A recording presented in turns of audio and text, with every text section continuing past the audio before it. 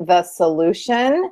And we're going to be talking today about, I'm right in the middle of this, Jackie. So this is kind of funny that we're talking about this. I'm not sure if we set this up, but we're going to be talking about when things fall apart so that they can come back together. And I wanted to talk about this a couple weeks ago when we said we were going to next talk about this, because I think it's a very misunderstood part of the process. What do you think about the whole falling apart? What do they say, the chaos before the coming back together? What do you think about that?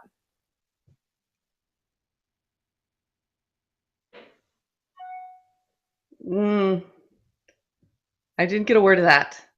Oh, you didn't hear me?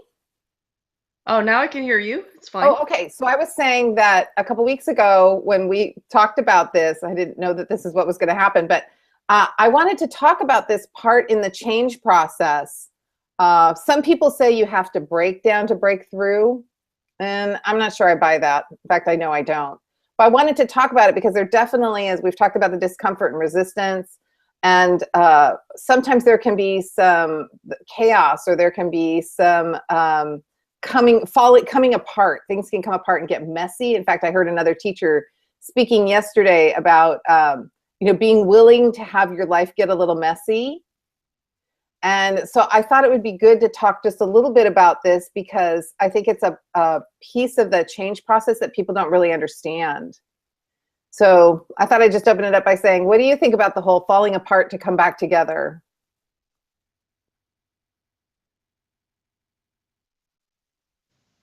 You're still not getting it. Oh, yes? Okay. Can you hear me okay? I hear you great. Okay. Yeah, I'm not getting every word of yours, and that could be my connection. Who knows? Yeah, I think that it might not be necessary, but it might not be necessary that things kind of, it's like when you change the furniture in your room, you all of a sudden the place where you put your keys isn't the same, and you hadn't anticipated that. You were just looking at, wow, that, I just want the room to look like this, or it looks fresher, it's, change it up a bit. And then all of a sudden the place where you put your keys is different, and then it can cause frustration without even anticipating that. Or other feelings as well. I'm actually going through some of it myself right now. I set about to make some changes, and it's not that I forgot. In fact, I didn't forget, because of all the training and because of all the practicing. I don't know what it looks on the outside. That's none of my business. But I know on the inside it doesn't feel very comfortable, and there's definitely the temptation to resist the process. But I know that, like you said, I'm rearranging the furniture, and right now the room is a lot messier before it comes back together, as I'm pulling out some of those things I'm getting rid of and moving things around. So let's talk a little bit about what you see in the 9-week program when this happens, because surely this must happen. People make a new being choice, they get really excited, they start making some changes, and then, not for everybody all the time, but in some ways, probably for everybody, things do fall apart a little bit at first, right? Sure. And it's a lot of times it's just ways you hadn't anticipated. So you have a new attitude, and then all of a sudden, maybe a new gung-ho attitude, and then your friends or people you've known for a long time might resist that, or might not like that change. So the change is never in a vacuum, no matter how hard you try. There's that would be great. Wouldn't that be great? Wouldn't it be great if you could just kind of take yourself out, do all the changing and go through the messy, and then come back? That would be great, but that's not the way it is it? That's right. Yeah, it can shift relationships. It can shift all kinds of different things. Am I still there? Yep, I can see you just fine. Yep, there I am. Anyway. It's okay. We'll get the hang of it. Yeah.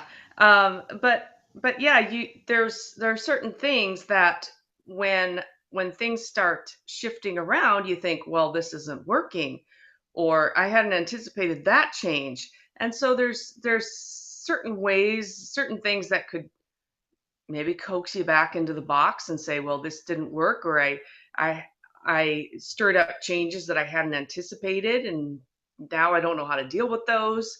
So yeah, anytime we're messing with our, the current matrix that we're in, Mm. there's there's going to be some shift. Yeah, there's going to be some shift. That's funny. Well, I'm definitely feeling it right now. And I'm guessing you're feeling it a little bit too, eh? Aren't you feeling it a little bit too, Jackie? You've got some things going on in your life. Aren't you feeling a little bit of the shift? Oh, absolutely. Yeah. Not always Yeah. pleasant. It's not always um even if you're ultimately that it's going to be good, whatever you're choosing, whatever you're changing. Um it still can be uncomfortable. It still can be, wow, I hadn't thought about that. Yeah. Or messy. It can get messy. And it's so interesting, really, if you think about that mechanism that wants to keep us the same, to keep us safe, if you think about that, if that mechanism could have a point of view, I guess it kind of does. From its point of view, this works really well, right? Anytime we go about changing, things can get messy or things can get uncomfortable. What a great way to keep us the same all the time. Because that feeling of being uncomfortable, of being someplace we haven't, of how weird that feels, is a really strong feeling. It really does want to kind of drive you back to the way things were. I know right now I'm being very challenged and looking at myself and saying, in what part of this could I do this differently? I'm not trying to do it right or wrong. I'm just saying, how could I do it differently? But thank goodness for these tools so that I ultimately can look at this and say, wow, I know I'm on track. This is uncomfortable. I know I'm on track. I know I'm making a change. And I think that that's what's so profound about Daryl's work. And that's why, I really want to support the class, and I want to support these classes being offered out there, because I feel like this is the difference between success and staying the same, is really understanding the change process and understanding it for what it is and not for what people think it is, so that they don't get scared and go running back. What do you think about that? Oh, absolutely. I think it offers sort of the framework or the blueprint for real change, like permanent change. It's not a hyped up one-time phone call that kind of gets you all stirred up, and then, with a one-shot deal, you don't really get the accountability. You don't get the real community and support to help you with a change that you really want to do. Um, so if you try to change something on your own, sometimes it works and sometimes it's a little rough, and sometimes you can end up back in your box because you don't understand. And it's kind of funny because I'm going through some changes right now, and luckily I have a great community, um, both live and also through all of the friends that I've met through the course, to remind me, hey, you did ask for this. Because it doesn't always look that way. It doesn't look like, okay, is this really is this one step along the way? Is this one piece of resistance that's coming up for you to deal with and be done with it so that you can move on? There's just many different disguises that show up, and it seems like it's a barrier or an obstacle, and sometimes that's not really what it is. Yeah, let's talk about that just for a minute, only because I know we've been talking in really general terms. And I really appreciate your openness, Jackie. And I'm trying to be really transparent here too, because I really do want people to understand that this happens to everyone. You don't get out of it. When we change, we go through this, and it doesn't mean we're bad or wrong or we're not doing it right. And I think that that's where a lot of people, I've met a lot of, or I've seen this a lot with clients, and I felt it in myself for sure, that we're so afraid of not looking good or not looking like the change is happening, that it can really freak us out when some of this stuff happens. So let's talk about like all the different ways we know that this can show up, like the mess can show up. the mess can show up, and you mentioned in your relationships. Like, how does that show up in relationships, Jackie? Well, it's usually somebody is surprised by your new attitude. For me, it's kind of, they might notice it, and I'm like, oh my gosh, you noticed. I'm trying to keep this change to myself so that I can, get through it. And they might notice, wow, you look happier, or and then believe it or not, it just sometimes just makes sometimes it feels really good, and other times you're just like, oh my gosh. Or sometimes somebody will notice, oh, you're under stress. And really, it's just because I'm working through something. It's something that's, something that I want to do. Climbing a mountain is stressful, but people still do it. It's like, it's not going to, doesn't need to be stress free or effortless. If you decide you're going to climb a mountain, it's a trek. It's a journey, and it's not probably always pleasant. Sometimes it's scary. Sure, that's a good analogy. So it can show up in our relationships. People can either notice when we sort of don't want them to notice. We're hoping we could do it under wraps till it was all done, right? Mhm. Sometimes people can notice, like, oh, you're looking great. And you think, oh, goodness, what does that mean about before? Or, oh, no, what does that mean could happen? So it can bring up fears, right? I've always heard that people can be really critical, like passive aggressive kind of critical, like, oh, well, you're looking good. You can have that kind of thing where people don't really like that you're changing. I hear that a lot from people, that people kind of get criticism, especially from those closest to them, not emotionally, but maybe familial. So it can show up in relationships, can show up in health, can definitely show up in health, right? Absolutely. I don't, I'm really good at keeping, keeping tabs on my immune system, but sometimes a cold will show up, and now I understand that it's just, I don't know, sometimes part of the process, or sometimes it's the rearrangement of the furniture causes you to experience a little more stress, and the immune system gets compromised. Yeah. That seems to be pretty common. In the past, it would stop me completely. Every January, I'd go, okay, here's my list of goals, and then I'd immediately get sick and then forget everything that I Mm. set out to do.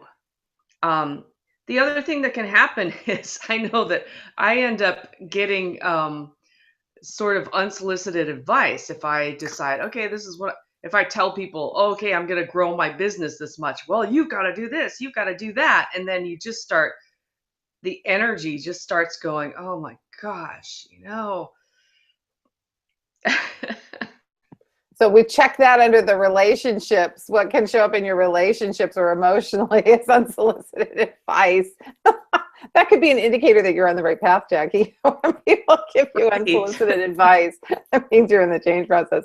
So it can definitely show up in your health, unexpected colds, flu, funny little things with your body that can be very distracting if you think that that's it can derail you. That's for sure. It can derail you. And I see that all the time too in programs, that what you said, right about the time people really get clear and really proclaim what their goals are or their intentions, and then they can get socked with a cold or the flu. That's for sure. But then I also see, like, people who move through that are so much stronger. It's almost like that cold or flu is just, like you said, clearing things out, rearranging the furniture. And then it can also show up in our money, right? It can show up in our money. How do you see it show up for people in money? Well, sometimes you think, okay, I'm going to get out of debt. That might be a goal. I'm going to, reduce my debt, whatever you want to call it. And then emergencies show up. The car, something happens to the car. And then you think, well, this is just not going to happen, or it's going to be delayed. Um, Unexpected expenses, or yeah, that's primarily what can be the barrier, the Yeah, immediate yeah. barrier. I see that too. I experienced that in my own life too. It's just like you said, it's like when we plant that flag and say, this is an area I'm going to change, then we have to change us, right? Then I have to change me. So the minute I plant my flag and say I'm changing me, then I see it as the world giving me that invitation. Are you sure? Are you sure? Because this is a really good excuse to just go back and be the way things were. That's how I see it. And again, I really feel like this is an area that people don't understand. There's no training for this. There's a lot of advice. Would you agree? There's a lot of advice in the world, but advice doesn't really help the individual person. Advice never helped me. And I don't know if you've ever noticed, but giving or getting advice to someone who's in that very vulnerable position, we're really tender when we're right in the middle of that mess. It brings up a lot of emotions. We can feel sadness and grief. We can feel shame and guilt. We can feel anger. We can feel all kinds of things. And that can put us in a very tender place. And getting that advice can definitely feel awful. It can feel awful. So that's just, something I know that I believe this has made me more sensitive with other people. When they're in the change process, I can just really, feel for them and what they're going through, knowing that on the other side is something better. It's a good thing. I can affirm that in my mind about them as well. And then hopefully, I think I am affirming it for me. But then when I am in weakness, don't feel like I can really affirm that, then I do reach out, like you were saying. Having those resources, having that support is so important. It's important that we give it to ourselves. It's important that we find other ways outside to give it to ourselves. And you mentioned some forms of support too. You said you have people in your life who you can trust. I'm guessing, tell me, do those people understand the change process? They understand what you're going through so they don't get in the middle of it, Jackie? Oh, absolutely. And it's kind of sometimes it takes a refresher course, or a refresher reminder about things, because we are so used to telling people what to do, and we're used to being told what to do. And even if you take a book and you say, like, the latest decluttering book that's out, you really have to take a step back and look, what kind of a person wrote this book and where are they coming from? Instead of just saying, oh, if I just do what they do, it'll be great. And this latest decluttering book says, get rid of all your books. What? Well, wait a minute. Wouldn't work for me. Right. For some people, fine. Or maybe I'm overinterpreting it because I'm not reading it, but I've just heard what people have said about it. Like, you've got to be kidding me. Just you need to be able to take everything with sort of, okay, look at the filter and the reality concept that the person who gave that advice to you, and is that really going to work for me? Is that really what I want to do? Do I really want to be an extreme declutterer, or do I just want to have a vision for my own place that's comfortable for me, or a process that's comfortable for me?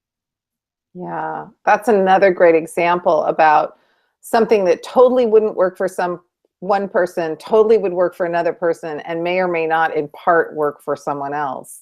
I really like that, Jackie. That may be a really good tip for people who are listening in on our conversation this morning to take away, which is, always judging anything you think you hear anyone say against what feels right for you, because it's your life, right? It's my life. Yeah. Yeah, that's good. Well, I'm going to do just a quick plug. I know we have to finish up. I'm going to do a quick plug for the workshop. We don't have a date for the next workshop, but we would love to talk to people about beginning to create that list for the next workshop. So if you are interested in more information about being the solution, contact either Jackie or I at info@beingthesolution.com. or find any of the information in the comments below. And then the plug for the workshop is that I want to say is I know the workshop has been designed to support the change process. That's what it really is all about. And that's something that I find virtually missing in any other program is that design to support the change process. So you're not alone when the mess comes up, when the going gets tough, when the challenge is there, or the breakdown is there, and that you have good supportive ears around you to hear and see your next step. Is there anything else you want to say in finishing up, Jackie, before we go? Yeah, I think you've summed it up pretty well. Okay. All right. What should we talk about next time we meet? Good question. I know. There's so much to talk about. I know. Maybe we can talk more about different forms of resistance that might come up. That's a good idea. Why don't we do that? Because I don't think people always recognize resistance for what it is or its function. Again, even though we've been talking about this, the little mess, let's talk about it a little more specifically. I think that's a great idea. So come back and join us next week when we talk about, evil resistance. No, not evil resistance. Part of the process. Come on back. All right, everybody. Thank you so much for joining us. Bye for now. Thank you.